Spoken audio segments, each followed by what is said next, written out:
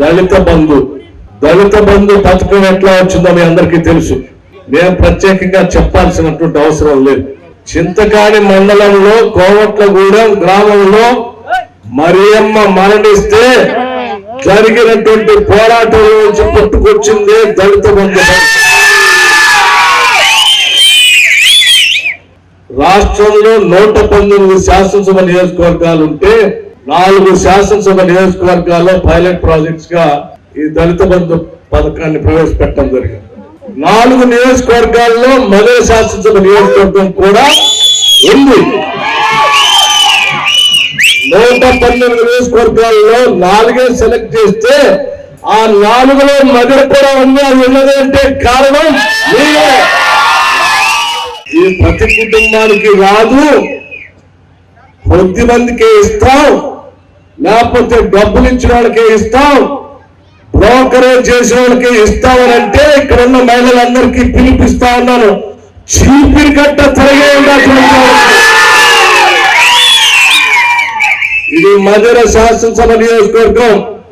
ఇక్కడ బ్రోకర్లకి తావు లేదు. వచ్చిన పథకం అందరికీ చెందేటట్టుగా చూసే మీ శాసనసభ్యుడు ఉన్నారు కదా.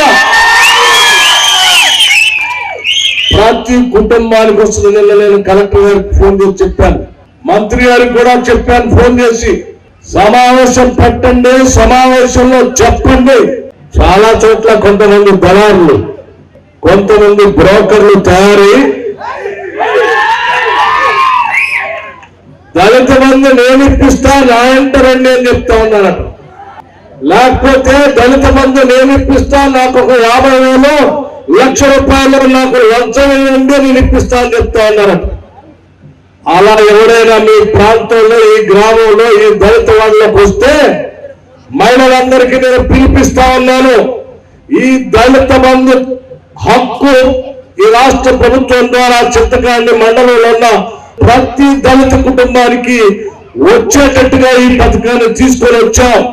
దళిత బంధు పథకం అందరికీ శాంక్షన్ చేసి చింతకానిలో ప్రతి దళిత కుటుంబానికి ఇస్తామని చెప్పండి. కొద్దిమంది దళారులు ఇక్కడ ఈ మండలంలో తిరుగుతూ కొద్దిమందికి ఇస్తామని చెప్తా ఉన్నారు. ఇది తప్పుడు ప్రచారం జరుగుతూ ఉంది. ఇలా జరగడానికి వీల్లేదని కలెక్టర్ గారికి చెప్పి సమావేశం పెట్టించి నిన్న స్పష్టంగా చెప్పారు. ప్రతి ఊరికి ఒక జిల్లా స్థాయి అధికారిని స్పెషల్ ఆఫీసర్ గా వేసాం.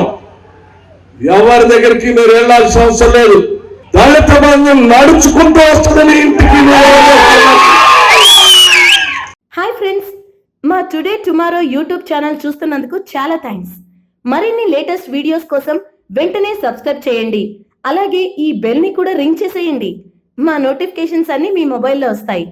అలాగే మా వీడియోస్ మీకు నచ్చితే లైక్ చేయండి, షేర్ చేయండి, నచ్చకపోతే కామెంట్ చేయండి.